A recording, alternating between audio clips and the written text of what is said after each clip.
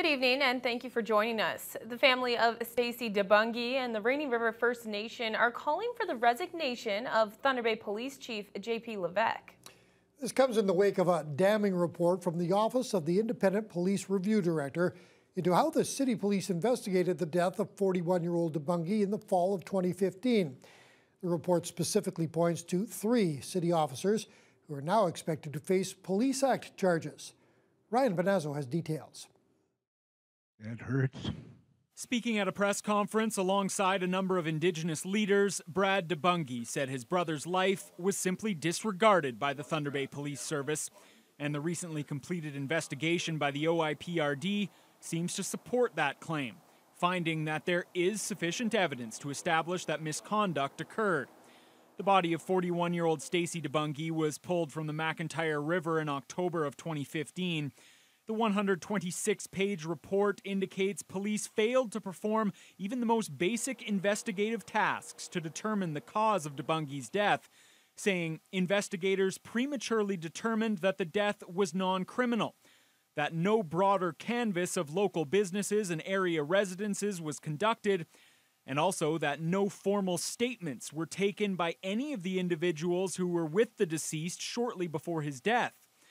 The report even seems to support the accusations of systemic racism against the service, saying investigating officers failed to treat or protect the deceased and his family equally and without discrimination based on the deceased's Indigenous status. Brad DeBungy says his family deserves better. We got no closure into the way that he was brushed aside. The chief of the DeBungy family's home community of Rainy River First Nation is demanding that embattled Police Chief J.P. Levesque be held accountable. I'm here to call for the resignation of Chief Levesque. And if he refuses to resign, I'm calling for the board to fire him. It's obvious in this case that somebody made the assumption that it's just another drunk Indian rolling in the river. You would have had a stronger investigative actions by police if there was a car accident. They didn't even measure the location of a death. The devaluation of Indigenous life is so patent from this report, it springs from the page. The report substantiates allegations of discreditable conduct and neglect of duty against lead detective Sean Harrison and Detective Constable Sean Whipple, and the allegation of neglect of duty against Acting Inspector Susan Kacharik. Because the OIPRD investigation took longer than 6 months, the civilian oversight body can't subject the officers to a misconduct hearing. That decision must be made by the Thunder Bay Police Services Board. The matter is expected to be discussed next month. Meanwhile, Police Chief J.P. Levesque refuses to comment on calls for his resignation. Ryan Benazzo, TBT News. The criminal case involving Mayor Keith Hobbs was back in court briefly today. The lawyers met to confirm a pretrial hearing date for the mayor, his wife Marissa Hobbs, and Mary Voss. The parties have agreed to meet on May 30th at the Thunder Bay Courthouse. Both Hobbses, along with Voss, are facing charges of extortion and obstruction of justice involving Thunder Bay lawyer Alexander Zaitsev. All 3 are accused of trying to induce Zaitsev to purchase a house for Voss with threats of disclosing criminal allegations against him to the police. The mayor and his wife also face obstruction of justice charges for allegedly interfering with an RCMP investigation. None of the allegations have been proven in court. A financial overview of Thunder Bay's construction contracts for the past 16 years will go before City Council tonight. The city has tallied up its construction contracts from 2001 to 2017 and presented the contracted price and the final price of each project. The contracts cover everything from culvert repairs to asphalt rehab and major road reconstructions. All told, the city is just under $6.5 million under budget on those projects, but the report does not mention projects which have been scaled down or where tenders came in well over budget. Also going before Council tonight will be a review of the city's drinking water management system and an update on commuter cycling funding from the province.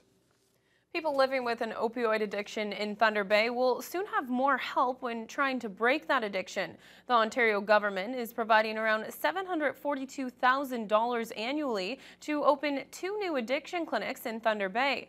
Rapid Access Addiction Management, or RAM clinics, are places where nurses, counselors, social workers, and traditional healers work with people trying to break the cycle of addiction.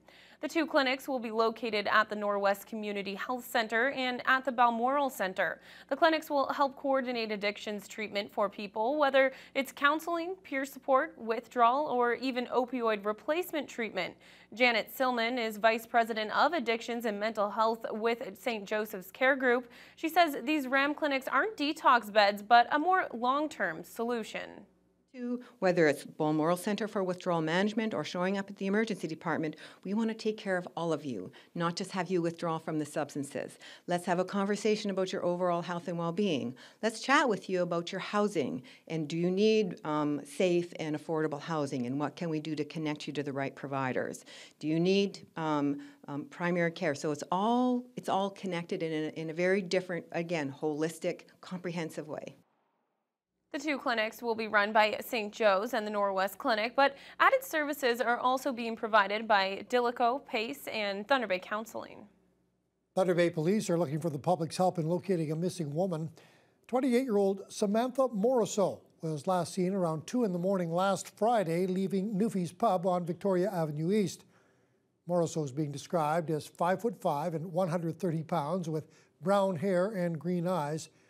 Anyone with information on the whereabouts of Samantha Morisseau is asked to contact Thunder Bay Police. In an effort to spark fresh information, OPP and Sioux Lookout have released new data tied to a sexual assault case.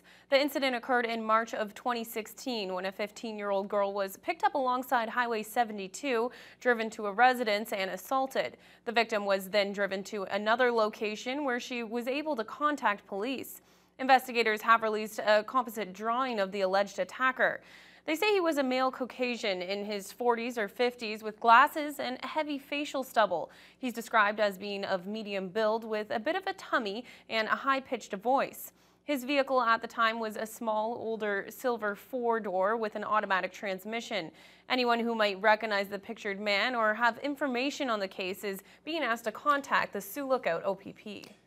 A Thunder Bay utility contractor is offering a helping hand south of the border following a major storm in New York State. Employees from GridLink are working with Central Hudson Energy Group to provide cleanup relief services for tens of thousands of people struggling without power. GridLink dispatched a crew of 13 workers this past weekend with 10 5-ton bucket trucks, a mechanic's truck, and 2 pickups.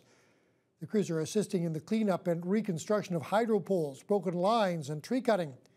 VP of Operations Sebastian Foglia says the company's offered help before with emergency assistance after Hurricane Sandy devastation. He says these emergency services set back schedules for local clients, but they know the importance of helping others. It's important to us to make sure that first and foremost that our clients here locally that understand what we're doing.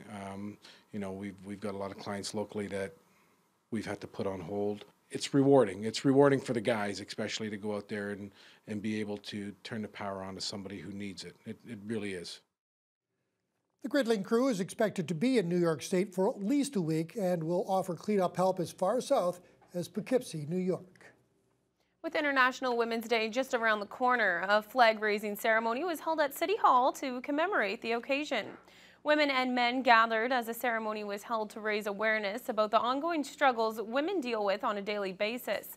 The Northwestern Ontario Women's Centre held the flag-raising ceremony in recognition of International Women's Day, which takes place on March 8th. Coordinator Gwen O'Reilly says she hopes more women will start standing up and speaking out about this matter. She also explains why raising this flag is so important around this occasion. Over the last few years, we have decided to make it a tradition to raise the International Women's Day flag at the beginning of that week so that the city and everyone else can acknowledge that there is a struggle going on for women's equality and that many of us work all year long towards that, and we want to take this time to celebrate and make sure people know that that work is happening and that there's much that still needs to be done. A solidarity march will be held this Thursday evening in honor of International Women's Day. It begins at 5:30 at St. Paul's United Church. Well, Fiona.